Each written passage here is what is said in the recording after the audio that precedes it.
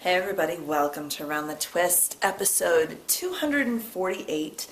It's May 18th, 2016, and I am very happy to say I think my little knitting malaise, knitting ennui has passed. I hope. Seems to have, anyway. At least I actually got some knitting done this week on more than one thing. And yeah.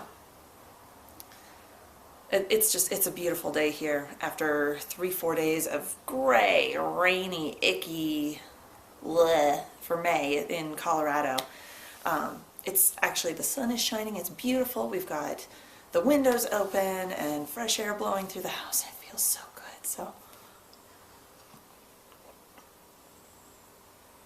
what did I make this week? Oh, Hawaiian pineapple coffee from San Marco.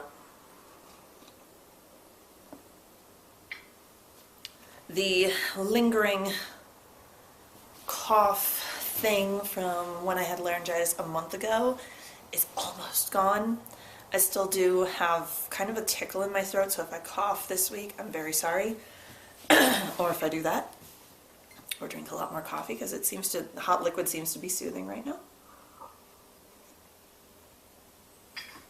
But I think I'm almost back. I'm back to, like, what did I say last week? Like 95%. I think I'm up to like 98% better. It clings on and it's starting to take me off, actually. So that might have been part of it. I threw myself into my knitting. So first thing that I worked on was the Very Merry Unbirthday birthday socks for my friend Sarah. And she knows she's getting these. And I actually had to ask her to look at the last pair that I gave her because, so the pattern is the Zigzagular socks, which is by, I believe it's Prairie Girl Designs. The designer's name is Susie White. The pattern's available for free on Ravelry. Sorry, I'm trying to get to the front page of the pattern here. And I do have this in PDF form because I did get it on Ravelry, but I printed it off ages ago. Shortly after we moved out here, actually. And I knitted these for Sarah and for my mom and I think I knit a third pair too. This might be maybe I only knit 2 pairs. This is either my third or my fourth pair of these Zigzagular socks. It's actually a really good pattern. I'm enjoying knitting it with the Blue Moon Fiber Arts Lightweight in Mad as a March Hare, I believe is the colorway. Let me find the tag. There it is. Yes. Mad as a March Hare, which is this lovely greens and gray and pink. But the last time I knit, I took a picture of the pair of socks that ended up being for Sarah that I knit out of the Courier and Ives colorway, which is one of their holiday colorways from Blue Moon. And I didn't take a picture beyond where I had picked up for the gusset. So I didn't know how many repeats I had done down the foot. And Sarah wears like a 7.5 to an 8.5 size shoe. Well, I wear an 11, and I don't want to randomly walk up to people and go, "What size shoe do you wear? Can you try this on? I need to know if it's going to fit my friend." So when I was talking to her last week, I said, okay, well, I was actually texting her and said, "Is there any way you can pull out those socks I made for you 2 Christmases ago?" And she's like, "Which ones are those?" So I sent her the picture of the partially finished sock, and I was like, "This is what I need you to do. Count from its starting point, count how many times the zigzag hits that side." So it goes across, then back. Every time it comes back to its starting point. Tell me how many times that is. And she goes, "Well, it hits the left side 6 times if you count the beginning and the end." I said, "Okay, don't count the beginning one, count the end, so that means 5. So it starts at the left, ends on the left, so it'll be 1, 2, 3, 4, 5 repeats before I start the toe." Wow, that was a really long explanation for nothing. Basically, now I know how many repeats I have to do. So with this, let's see if I can, there we go. So working my way down, you can see the cable starts over on this side. Yeah, right there. Every time it comes back was what I was asking her. So it goes 1, 2, 3, or that's the first one. We don't count the first one because that's the starting point. So 1, 2, and back a third time. So I've completed 3 repeats. I have to do 2 more repeats down the foot, and then I can do a toe, and the first sock will be done. So I finished the third repeat. I have to decrease away, I think it's like 4 more stitches on the sole of the sock. I'm still working on the gusset, but then I will be set. And I can just like a few more rows, and then I can just motor my way down the foot and get these done. I am knitting them up on, I believe these are the Addi Turbo Sock Rockets in a US 1.5, which is a 2.5 millimeter needle. I can't even read what's on the cord. It's a 40-inch cable. Yep, 2.5 millimeter. And I would love to get more of these. I haven't been able to find them anywhere. And I know I can order them online, but I go to order them and I go, I don't need them. But I know, I should just do it. Just go ahead and order them, Karen. You need them. But that's where Sarah's next set of socks, her birthday socks, are. And her birthday's the end of July. It's the middle of May. I've got 2 months. I need to kick my butt in gear to get these done. Second thing that I've been working on is not the sweater, it's the other pair of socks. Of course, the manly socks. Excuse me. See, there's that tickle again. It's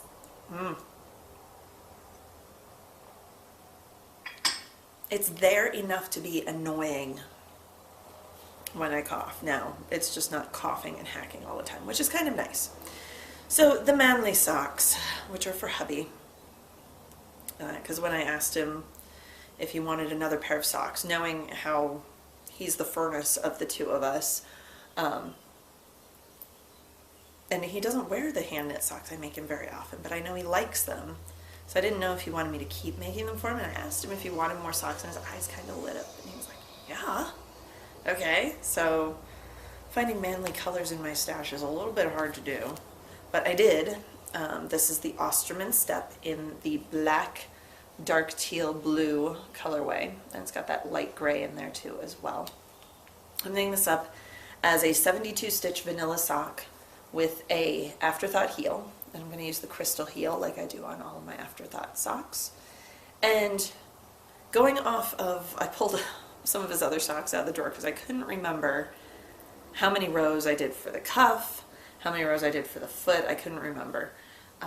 For a 72 stitch US 1, so a 2.25 millimeter needle, I think I do the ribbing, and then I did, I think I said 50-ish rows because I kind of want to hit the middle of a stripe to place the heel. And then I think I did 70 rows coming down, and you can kind of start to see at the bottom it's just starting to pull in right here, just barely. I'm a few rows into the toe, maybe like 8 rows, 6 rows. 6 rows, I'm not going to lie to you. I've done 6 decreases, or 3 decreases, so I am 6 rows into the toe. So yay, these are just, it's like they stalled. I think last week I had just started, I don't even remember. Oh, and of course the cloud comes out, so I'm sorry if it just got darker in here.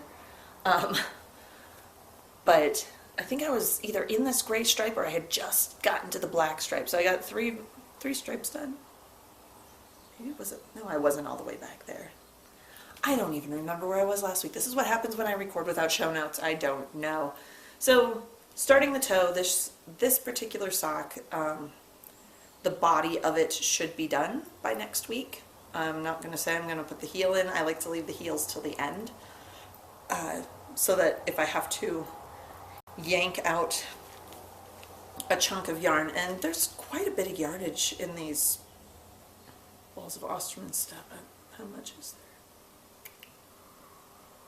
420 meters. So there's actually might be okay, but I know the gray comes after the green. So the gray is going to be part of the toe, and what do I have to get to start the heel? The gray again. So I'd be pulling out a huge chunk of yarn, and I want to make sure I have enough for the feet, so if I don't get the heels, if I don't have 2 full repeats at least to get to the gray, then I can started at a different point. Maybe, let's see, the green and the black, maybe start it with the blue, since there's green and black either side of the heel there.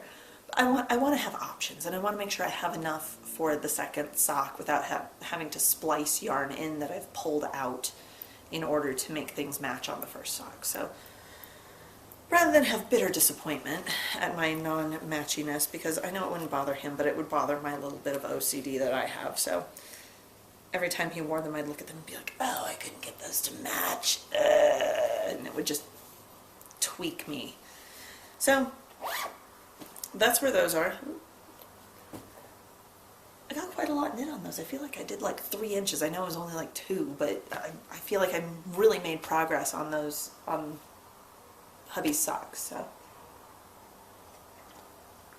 and then I pulled out the crochet hook 3 separate days this week, riding around in my exploding TARDIS bag that Amy Froggy Monkey from the Knitting in Circles podcast, which is sadly no longer recording. So I had finished Snowflakes number 9 the last time I talked to you, a while ago, because since I don't think I had picked up my crochet hook at all in the last week. So I was ready for number 10, which is another recipe from the lovely Miss Helen, out of the 99 Snowflakes book from Leisure Arts. Number 10 is by Snowflake 10 is designed by Helen Milinkovich Milton. It is this one right here. So I did this first wee one, and so you see it's a hexagonal shaped, if you count the petals on it, it's actually a 12-pointed snowflake, but there's 6 of one variety, and then in between are those spiky looking ones. So I finished, I got done, I cut my end, and I started kind of stretching it out to look and make sure that, because this is one of those ones that's not going to look good until after it's blocked, and I'm kind of picking opposite points and tugging at them and getting everything kind of centered around my center starting ring, and then I got around and I realized, you see those? Okay, so there's one of the spiky ones right here, and there's like the trefoil looking one, and then there's another spiky and a trefoil and a spiky and a trefoil. And then you get over here and there's a spiky and a trefoil and a trefoil. There's no spiky in between. And I'd already cut the cotton, and I'm enough of a crocheting noob that I don't know how to fix that. So that one's just, it's gone. It's gone. I know I could keep it, and it's, you know, design feature, but no, it's gonna bug me. So I redid them and I finished them, and these all are correct. I made sure before I cut the thread that they were all correct. Snowflake number 10 is done, so it joins the others, majority of the others, in the bottom of the thing. And yes, I'm being OCD enough to write exactly when I finish these. March into April, all during April, April into May, and then all during May, along with which one they are, so I know when I go to block them, and I can look and see which pattern I need to do. So I'm crocheting these up using Knit Crochet's ecru colored bedspread cotton, I think it's called. A US 7 steel hook. It's a 1.6 millimeter hook, just slightly smaller than what the pattern calls for. So these are coming out slightly smaller. These are supposed to be, this number 10 snowflake is supposed to be 2 inches in diameter. It is by no stretch of the imagination is that going to be 2 inches. That's just, no, it's not. They'll be pinned out and everything made to look pretty, but I'll look and see. Oh, it's supposed to be roughly this big. Okay, it's not going to be that big, because I might have been stressed when I was crocheting that day, or something might have happened. So, done. Snowflake number 10 in the books. I'll be moving on to number 11. 11 and 12, they're all by the lovely Miss Milton, Mrs. Milton. I don't know if Helen's married or not. And then I can move on to some of the bigger ones and different designers. Well, one different designer. They throw in one random one and then we're back to Helen.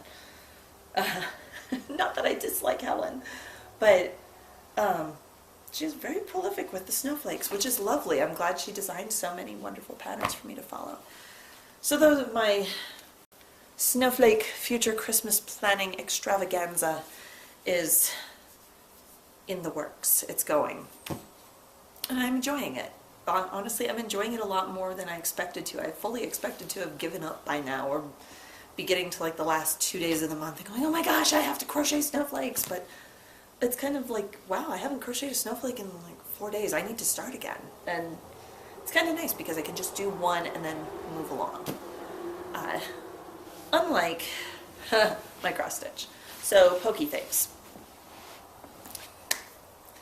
I did actually work on both of my cross stitch projects this week. It's kind of a shocker. Not because hubby's been playing his game, but he decided, I think it was earlier than, when was that? It was over the weekend. He decided to nap up here rather than downstairs like he normally does, so I wouldn't disrupt the kids and him. I went down to the basement and turned on, I think I started over on Downton Abbey, actually, and started rewatching from the beginning. So I pulled out A Very Merry Christmas Town and put it back in the hoop, and I've actually already had to move the hoop once, but I don't want to take it out of the hoop right now because I actually have thread connected. So Very Merry Christmas Town is by Frosted Pumpkin Stitchery. I haven't talked about this in quite a while. It was a mystery pattern last year, and I think it was once a week for 4 weeks, so there were 4 clues. There are 4 separate little shop-looking things. Well, here I can just hold it up. So there's a candy shop, a toy shop, and a Christmas tree farm. And then the 4th week was a banner along the bottom that had various Christmas things like presents and trees and candy canes. And then in the middle, what I'm working on right now is the border where you actually, I think it just says Christmas Town inside. So that's with this green frame. I started over here and then I needed to scoot the hoop over. So the frame and the wording is done. They sent 2 of the, I think it's Weeks Dye Works, hand-dyed flosses with their kit. And in order to get those to show up better so you can actually see the hand-dyedness, the hand-dyed quality of the thread, there we go. Like, you can see it, I think it shows up really well in Santa's hat over here and the door, and then this first tree here for the green is all done in the hand dyed. And rather than with cross stitch, I'll usually work either a vertical column or a horizontal row, all working one leg. I like to do the legs slanting from the top left to the bottom right, and then go back along that row or column slanting from the top right to the bottom left. That's how I personally stitch. But with this hand-dyed floss, in order to get that hand-dyed quality to show up, you need to do one whole X at a time. So it eats up a lot more floss that way, but it shows the hand-dyed quality. And they had said, be very, very careful with conserving the hand-dyed floss because you'll use close to all of it because of the way we want you to stitch. So that's why there's this like chunk that's missing from the very top row that I need to go back and recross. And that's why this is sitting here, because I made very long. Ooh, I don't want to make a knot there. Stop that. Ah! What is happening? Okay, put that back there. Sorry. So I'm for the hand-dyed stuff, I don't know why. I cut these very long swaths of thread. I haven't had any problems with it tangling, but that's just me. But I'm enjoying it. I find cross-stitch very soothing and meditative. That's, I think, why I enjoy doing it during nap time. It's like everyone else is resting and relaxing, and doing the cross-stitch during nap time. Not only do the babies not play with my thread and my scissors and the needle minder and, oh, look at that button, Mom. Gabe thinks my needle minder on the Once Upon a Time sampler is a button, which technically it is.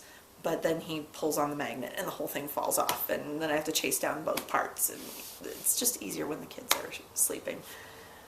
So, excuse me. Started that bottom border. I got, you can kind of see around the hoop, I got the left side all done, and I've got the top almost done. I'm gonna say it's done because I've got maybe like 12, yeah, maybe like 12 stitches to do. So it's coming along. I wanted to get that centered, and then I can work my way out either direction with all the little bits and bobs that are left to put on. The other thing I've been working on, obviously, is the Once Upon a Time sampler. I'm working on Rapunzel, which is the September block. This is also was originally, excuse me, a mystery sampler from Frosted Pumpkin Stitchery. I believe it was originally from 2014. Obviously it's 2016. I haven't completed it. I didn't keep up. I didn't even start when they originally came out. I just kept saving them. So, because I had newborns at the time, and then we moved, and it would have been impossible. So, here's Rapunzel so far. I finished, I think I had the bottom of the tower, the trees, and like one of the clouds done. So I finished the clouds, finished the tower, obviously got Rapunzel's dress done. I've started up higher with her hair. I got the roof on the tower, the little hook here, that there's going to be like a hanging planter there. There's still, obviously I have to finish Rapunzel, finish her face and her head. There's still a couple, I think there's a couple birds, maybe like one down here and one over here, and then September across the top. So this one I feel like it's going quick. Could just be fooling myself, but I've really gotten into the stitching. Like I said, I'm loving it. Loving the cross stitch. And I don't know if I've ever shown you guys this. I don't have like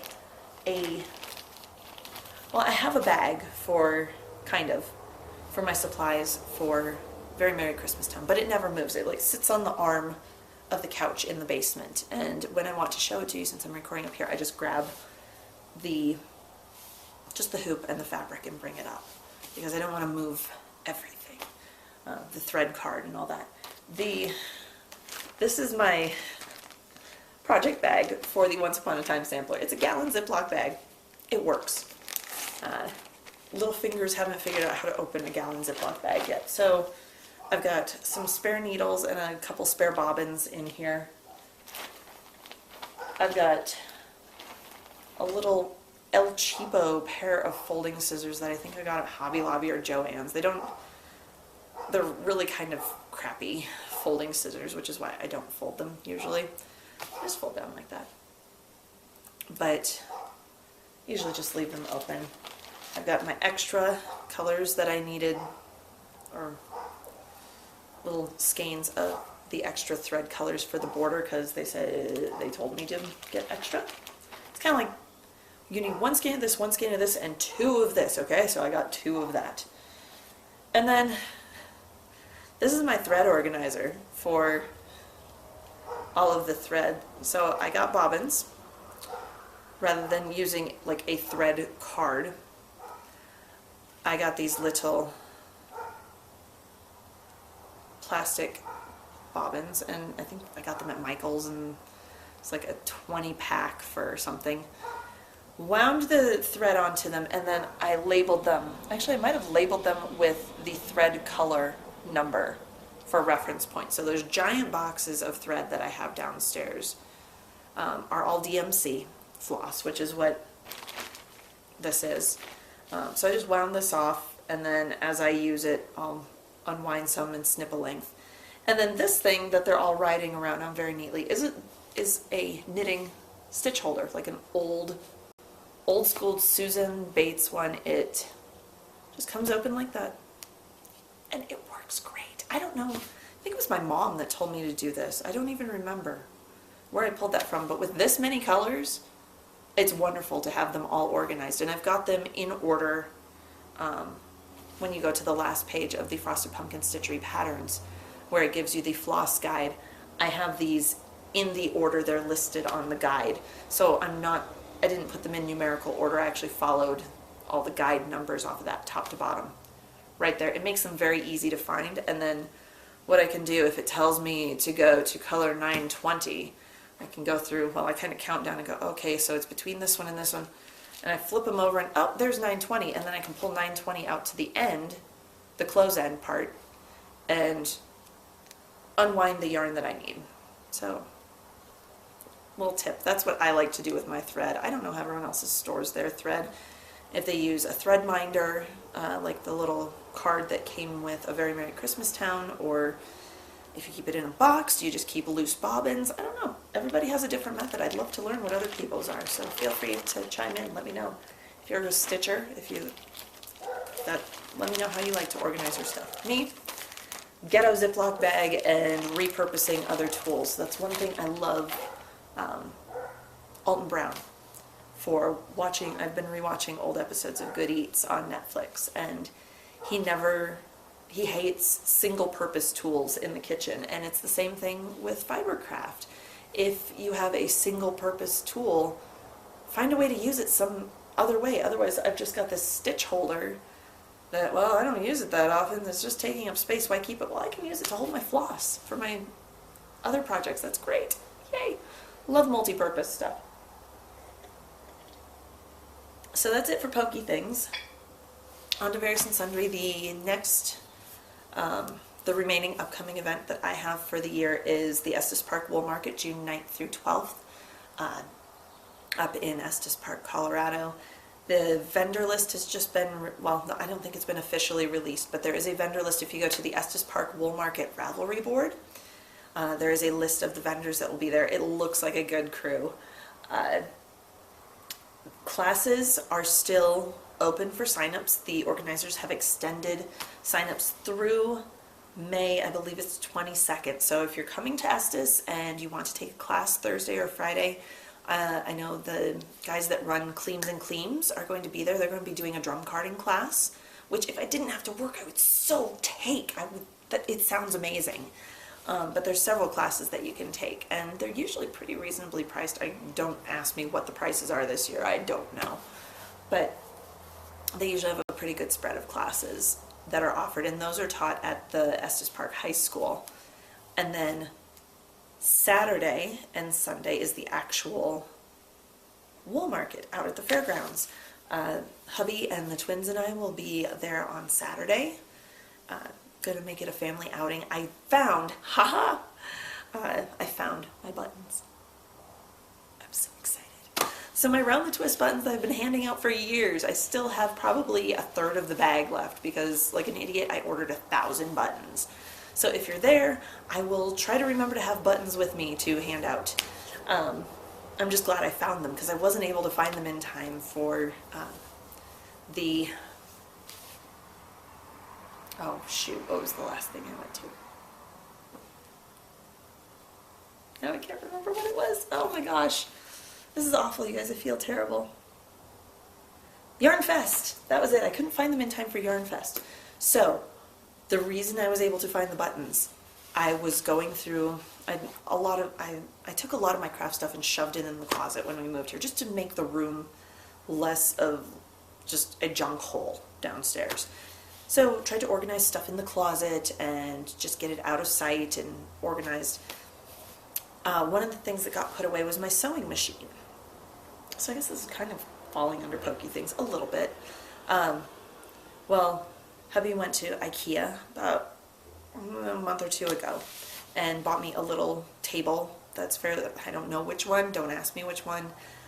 It's fairly sturdy, was simple. He put it all together for me. I have a sewing table that I can leave my sewing machine set up on. So I pulled it out the other day because he had a pocket, a corner of one of his scrub pants pockets was ripping loose, and one of the pockets on my Ravelry hoodie had gotten caught on a chair at work and ripped down the side.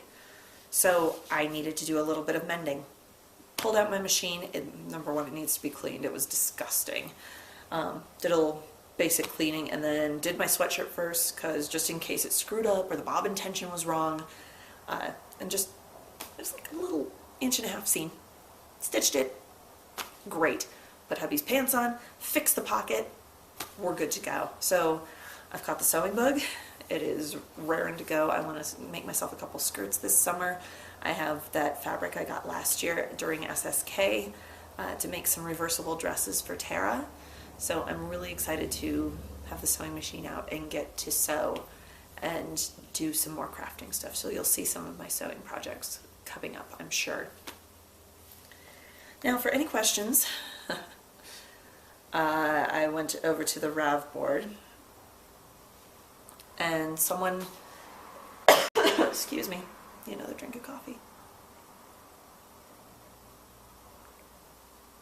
So over on the Ravelry board we have a tab stickied at the top of the forum called Any Questions.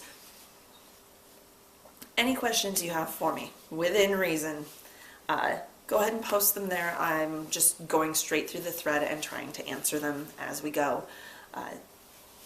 Just let me know. And you'll see from today's entry, they are pretty eclectic. Some of them are craft related, some of them aren't. So here we go. So I'm very sorry. I'm gonna suck at this pronunciation because I know she's Finnish, living in England. Lulurisi? Did I get it right, please? Lulurisi? Lulirisi. I suck at foreign pronunciations, I'm sorry. So she had 3 questions, not strictly craft questions, but anyway. What is my favorite t-shirt and why? She also owns the Stealthiest Ninja shirt from Woot that I have. My favorite t-shirt actually went missing when we moved and I still have to repurchase it. It was my gray one that it's from T-Fury and it's called It Came Out of Nowhere, and it has the TARDIS from Doctor Who with the DeLorean from Back to the Future crashing into it. I loved that shirt, I swear. I know I packed it, I know it didn't go to Goodwill.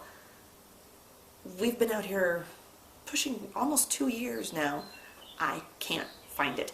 Every box is unpacked. It was not used anywhere else.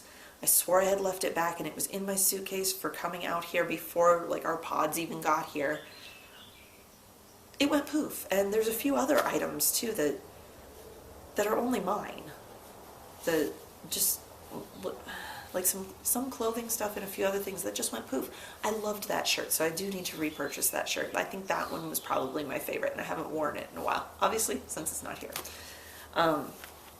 How did I decide on the twins' names? Are there stories associated with the names? Kind of. So, I've always had a boy name picked out. I loved the name Gabriel, so I knew if I had a son, I wanted to name him Gabriel. And for a middle name, we just used hubby's middle name, so Gabriel David. Done. That one was easy. And neither hubby or I had a girl name, really, that we had chosen. He really didn't have ideas, I didn't have ideas. You know, on something fairly normal, because Gabe is kind of a normal name. And with a weird spelling myself, I didn't want to curse my kids with that. So it happened, I was on my expecting in November 2013 group, because since that was their original due date. And one of the other moms, we were all kind of discussing names and throwing stuff around. One of the other moms was like, well, yeah, we're waiting to see whether it's a boy or a girl, because whatever it is has to go well with my other 2 daughters' names, blah, blah, blah, and Tara Grace. And I was just reading this to myself on the RAF forums. I went, oh, that's pretty. And hubby looks at me and goes, what is? And I said, Tara Grace. And he goes, yeah, that is. I said, how about that for the girl name? And he goes, sure. Boom, girl name. Done. I stole another woman's child's name.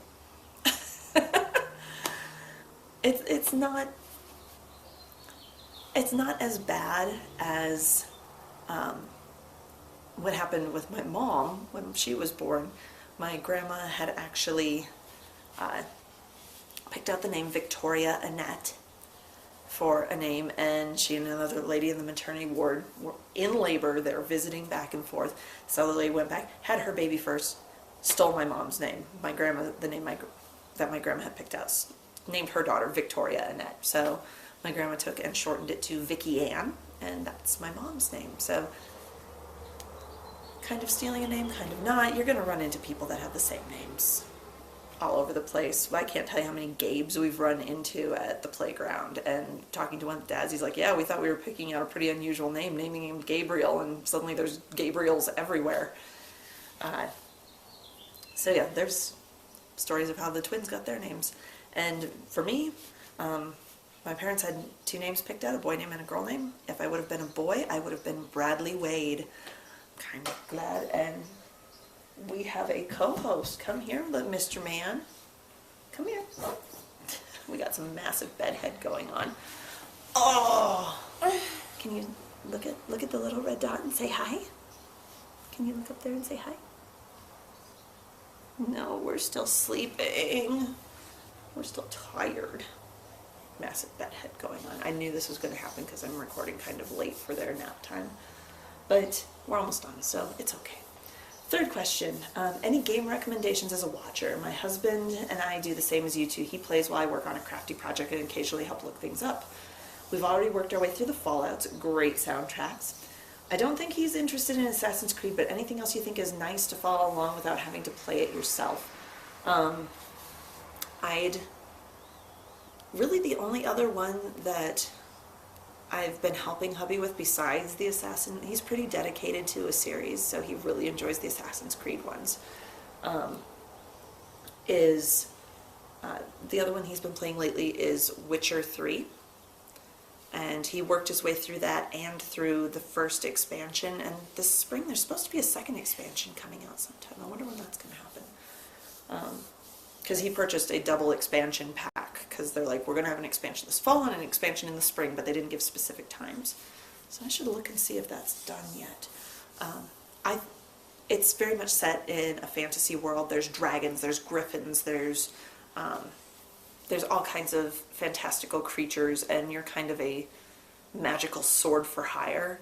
So you go around and you're a monster slayer. You kill monsters, but there's also a storyline that follows along, and how the story turns out is based, it's a choose your own adventure. It's based on the choices you make, which school of magic you choose to be a part of, because there's 4 different ones, which people you choose to help and which you choose to ignore, what areas you go to. I mean, there's obviously, there's an agenda they're doing, but the game makers are trying to get you to, but if you replay it and choose different things, it can come out differently, I should say.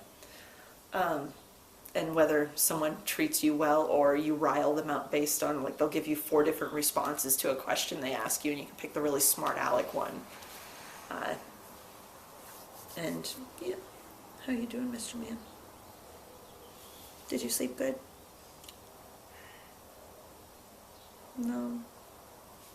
Okay, so obviously since he's awake now, I've got to go fall back into my role of mom, and I'll see everyone next week. Until then, happy knitting. I'm gonna get up here and shut this off. Sorry, guys.